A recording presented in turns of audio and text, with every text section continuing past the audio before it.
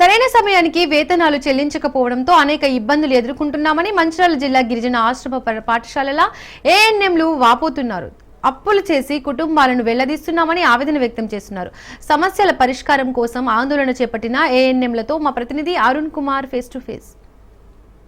గిరిజన ఆశ్రమ పాఠశాలలో ఏఎన్ఎంలుగా విధులు నిర్వహిస్తున్నటువంటి ఏఎన్ఎంల సమస్యలు పరిష్కరించడంతో పాటు పెండింగ్ వేతనాలు చెల్లించాలని డిమాండ్ చేస్తూ సిఐటియు ఆధ్వర్యంలో మంచిర్యాల జిల్లా కలెక్టర్ కార్యాలయం ముందు కూడా ఆందోళన చేపట్టి ఆందోళనకు సంబంధించి మన దగ్గర కొంతమంది ఏఎన్ఎంలు నిజంగా వీళ్ళు పడుతున్న ఇబ్బందులు ఏంది, వీళ్ళ సమస్యలు ఏందనే విషయాలు తెలుసుకునే ప్రయత్నం చేద్దాం. చెప్పండి అమ్మా, ఏంది మీ ప్రధాన సమస్య, ఎందుకు ఆందోళన చేస్తున్నారు? సార్ మాకు నెల నెలకు జీతం ఇవ్వాలి, ఇక్కడ సిక్ రూమ్ లేదు సార్, నా లివ్లు కూడా లేవు సార్, లివ్లు ఇవ్వాలి. ఇంకా ఏం కోరుకుంటున్నారు మన అధికారులు? మాకు జాబ్ సెక్యూరిటీ కావాలి సార్, ఉద్యోగ భద్రత, ఐడి కార్డు నెల నెలకు వచ్చే విధంగా ఉండాలి. మాకు కూడా పిల్లలు ఉన్నారు కదా సార్, స్కూల్ ఫీజులని రెంటులని మాకు కూడా ఆర్థికంగా బాగా ఇబ్బంది అవుతుంది సార్. మేము 5 చొప్పున 10 చొప్పున వడ్డీలు తెచ్చుకొని కుటుంబాలను గడుపుకుంటున్నాం సార్. మాకు బాగా ఇబ్బంది ఉంది కాబట్టి కనీసం 2 నెలలు 3 నెలలకు ఒకసారి అయినా మాకు జీతాలు రావాలి సార్ ఖచ్చితంగా. ఎందుకంటే మేము 24 గంటలు అక్కడే ఉండి పని చేస్తాం కాబట్టి వేరే పని చేయడానికి కూడా మాకు వీలు లేదు కదా సార్.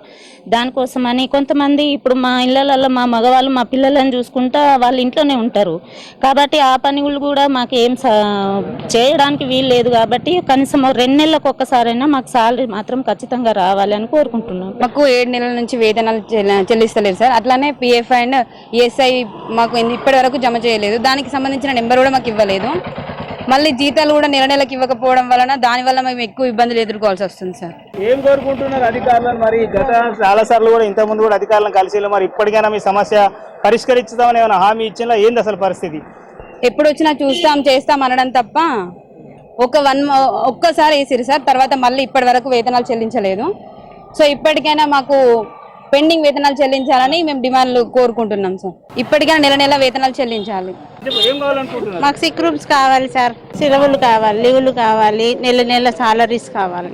అదే ఈ సాలరీస్ రాక చాలా ఇబ్బంది పడుతున్నాం. ఎందుకంటే చాలా పేదవాళ్ళు కూడా ఉన్నారు. అదేవిధంగా మరి బౌద్ధ్ జిల్లాలో ఉన్నటువంటి ఒక ఏఎన్ఎం చనిపోయినప్పటికైనా కానీ ఎవరు స్పందించటం లేదు. ఎటువంటి ప్రాబ్లమ్స్ మాకు వచ్చినా కానీ ఎవరు పట్టించుకోవటం లేదు. మనీ లేకనే ఆమె గవర్నమెంట్ హాస్పిటల్లో అడ్మిట్ అయ్యి కూడా ఆమెను అంతా ఎవరు పట్టించుకోక ఆమె చనిపోవడం కూడా జరిగింది. ఆమెకి 2 పిల్లలు. అట్లా నెల మాకు సాలరీస్ ఖచ్చితంగా గవర్నమెంట్ నుంచి అందించాలి.